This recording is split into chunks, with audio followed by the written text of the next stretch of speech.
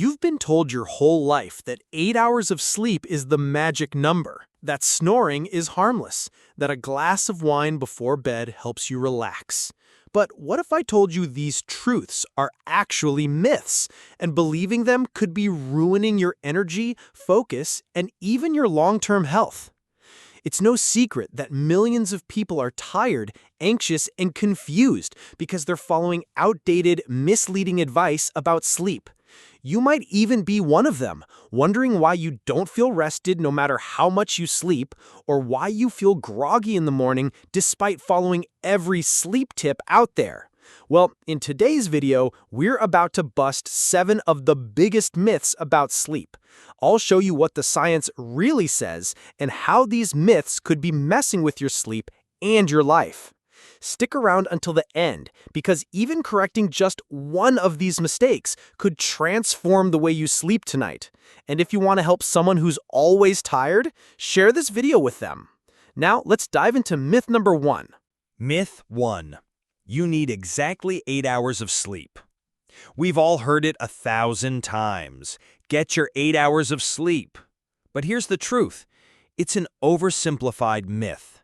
Sure, 8 hours is a good benchmark for many people, but it's far from a one-size-fits-all rule. Some of us feel great after 7 hours, while others need 9 to really feel rested. What's more important than that magic 8-hour mark is understanding your sleep cycles.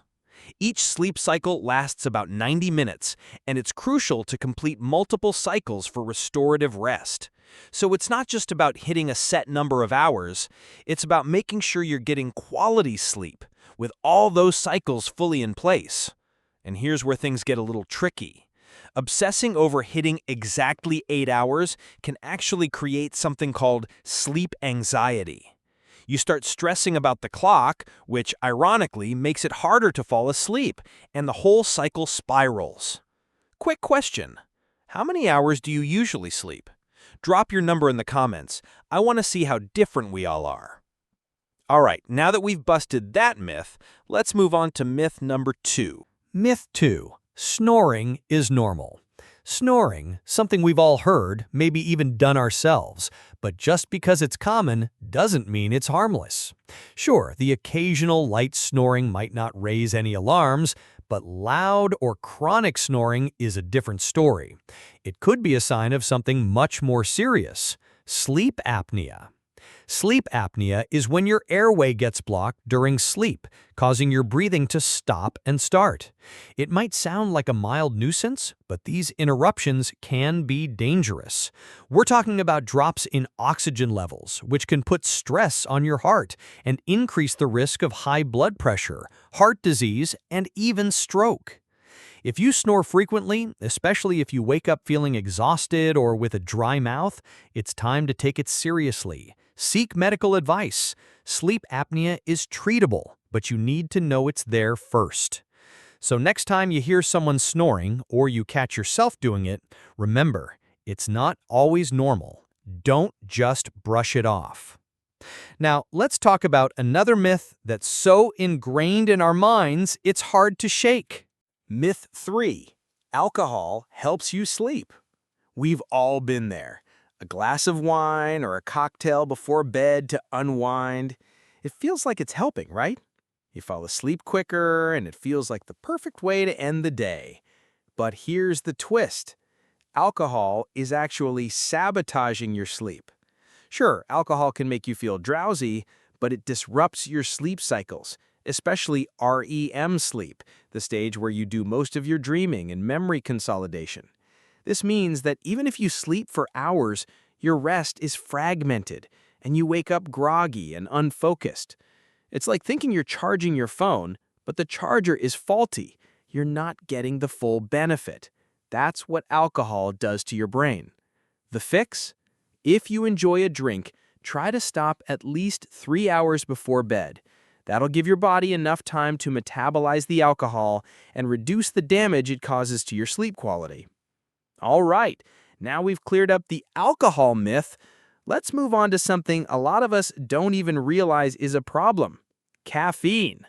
Myth 4. Caffeine in the afternoon doesn't matter. Here's a shocking truth. Your afternoon cup of coffee or tea is messing with your sleep. You might think that a caffeine boost in the middle of the day won't have any impact on your bedtime, but let me tell you, it's still affecting you, even hours later. Caffeine has a half-life of 5 to 7 hours, meaning half of it is still in your system long after that last sip. So, if you're drinking coffee at 5 p.m., it could still be in your bloodstream well past midnight, making it harder for you to fall asleep and get quality rest. And don't forget about hidden sources of caffeine: chocolate, certain teas, sodas, and energy drinks. All of these have caffeine and can sneak up on you when you're not paying attention. Here's a simple solution: set a caffeine cutoff time. Aim for around 2 p.m. to give your body enough time to wind down naturally as the day progresses. Now that we've busted the caffeine myth, let's talk about something that's become a nightly ritual for many of us: our phones. Myth 5. Night mode on your phone protects your sleep. We've all heard that blue light from our phones, tablets, and screens can mess with our sleep, so many of us switch to night mode to block it out. Sounds like the perfect solution, right? Not quite. While night mode helps reduce blue light, it's only addressing part of the problem. The real issue isn't just the light, it's the dopamine hit you get when scrolling through social media, reading emails, or watching videos. Your brain gets a jolt of stimulation, keeping you alert and stressed, making it harder for you to wind down. And don't be fooled, even with night shift mode on, your brain is still actively engaged, which delays the production of melatonin, the hormone that helps you fall asleep. So what's the real fix? Try a tech-free hour before bed. No phones, no tablets, no screens. Instead, wind down with a good book, some calming music, or even journaling. You'll be surprised how much more relaxed you feel. Here's a challenge for you. Try going screen-free for 1 hour before bed tonight. If you're brave enough, comment, "I'm in." Let's see how many of us can take this on. Ready to tackle the next myth about our beds? Myth 6. Softer beds are always better. We've all heard that a soft bed equals the best night's sleep. After all, it feels like you're sleeping on a cloud, right? Well, not so fast. When it comes to sleep quality, comfort doesn't always equal better rest. In fact, super soft mattresses can cause spinal misalignment, leading to back pain, neck strain, and micro-awakenings throughout the night. You know the feeling. You wake up thinking you slept for hours, but you're still sore and exhausted. It's because your body wasn't properly supported. Here's the kicker: science shows that a medium-firm mattress is actually the best choice for most people. It offers the right balance of support and comfort.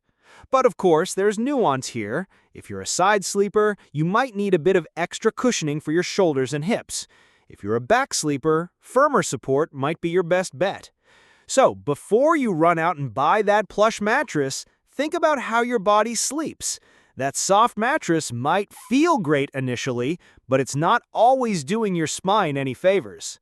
All right, now that we've covered the mattress myth, let's talk about one more big mistake people make when it comes to sleep: thinking they can catch up on weekends.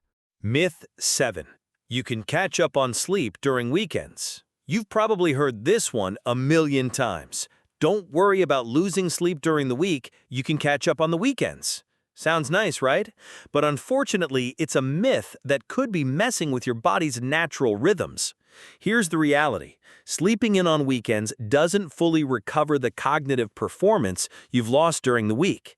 While a longer sleep may help you feel better temporarily, it won't erase the effects of sleep deprivation, like poor concentration or mood swings. In fact, it can actually throw off your circadian rhythm, the internal clock that helps regulate your sleep-wake cycles. This is what's known as social jet lag. The real solution? Consistency. Try to keep your bedtime and wake-up times within an hour of each other, even on weekends. This helps your body maintain a stable rhythm, which leads to better sleep quality overall. So rather than trying to catch up on sleep, aim for a consistent sleep schedule that keeps you refreshed day after day. Now that we've busted all 7 myths, let's wrap things up and talk about how these changes can really impact your life. Believing these sleep myths could be the reason you're not waking up feeling rested, no matter how many hours you spend in bed. The truth is, small adjustments to your routine can make a huge difference in the quality of your sleep and your life. Let's quickly recap the 7 myths we've busted today. You don't need exactly 8 hours. Sleep cycles matter more. Snoring isn't always harmless. Take it seriously. Alcohol may help you fall asleep, but it ruins sleep quality. Afternoon caffeine can mess with your night's rest. Night mode on your phone doesn't solve the bigger problem of screen time. Softer mattresses can hurt your sleep. Aim for medium firm. You can't fully catch up on sleep by sleeping in on weekends. Fixing these small mistakes can give you more energy, better focus, and even help you live a longer, healthier life. Sleep isn't wasted time. It's your body's way of healing, learning, and preparing you for tomorrow. If you found this video helpful, don't forget to like and subscribe for more science-based self-improvement content. Comment below and let me know which myth surprised you the most. And share this video with someone who's always tired. They might just thank you for it. Sleep better, live better.